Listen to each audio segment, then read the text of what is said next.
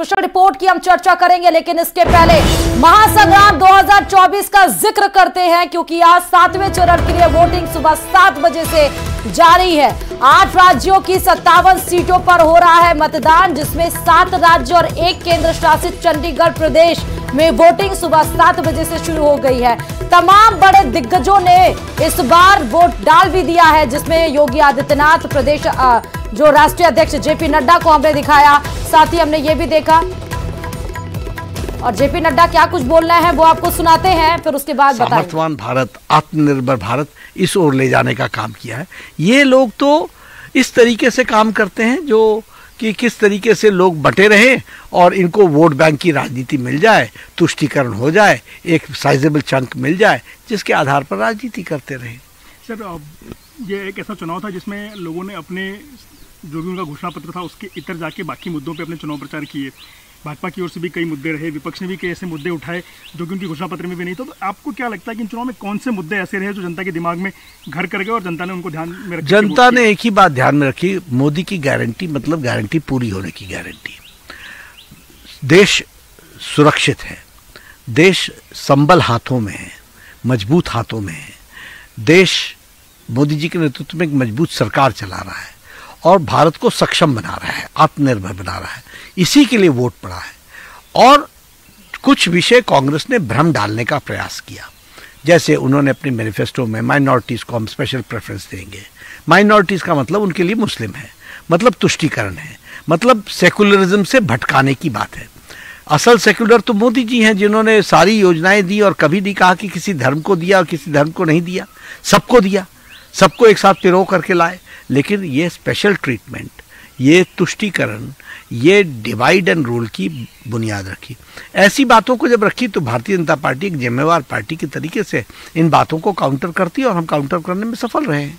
Sir, Bhajpa बहुत शुरुआती दौर से करीब 2-3 दशक से लगातार ये बात कहती आई है कि हम 370 हटा देंगे, राम मंदिर बनवाने की बात थी।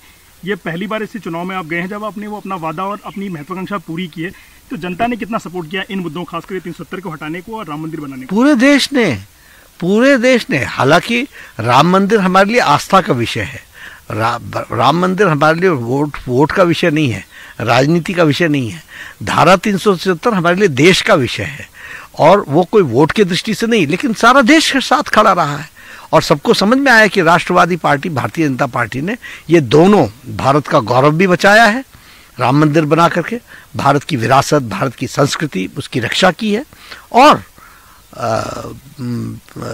धारा 370 इसको हटाने से देश मजबूत हुआ है, एकीकृत हुआ है। सर, देश में भाजपा के कुछ ऐसे प्रदेश हैं, पारंपरिक प्रदेश, जहां भाजपा ने हमेशा ही अच्छी बढ़त रखी, अच्छी सीटें पाई हैं।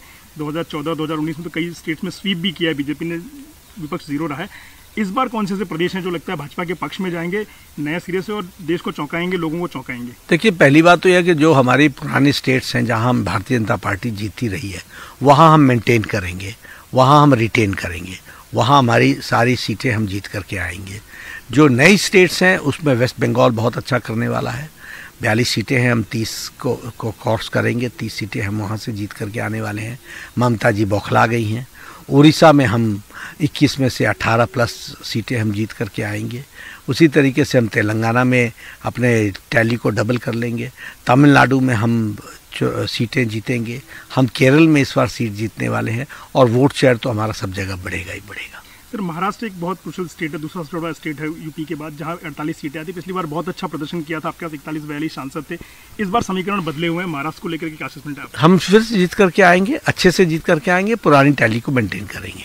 और सर, बंगाल में कई चीज़ों की चर्चा हुई, क्योंकि हमेशा से ही ममता बनर्जी सबसे मुखर रही हैं, इंडिया अलायंस में भी उन्होंने बहुत अग्रणी भूमिका ली थी। तो बंगाल का जो चुनाव, आपको क्या लगता है समीकरण कहाँ बदल गए हैं इस बार लोकसभा? पिछली बार से इस बार आप कह रहे हैं कि ज़्यादा नंबर आएंगे, तो क्या कारण रहे पिछले 5 सालों में? ध्यान में आ गया कि ममता जी जिन बातों के लिए जानी जाती थी, वो जानी जाती थी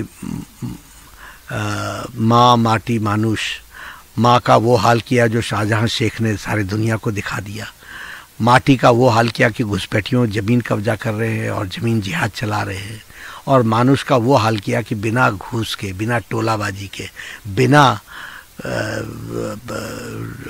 टीएमसी के कार्यकर्ताओं को पैसा दिए बगैर कोई काम नहीं होता है।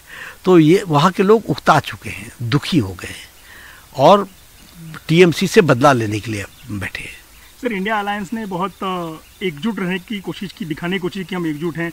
कई जगह के खिलाफ चुनाव भी लड़े, पंजाब में और बाकी जगहों पे।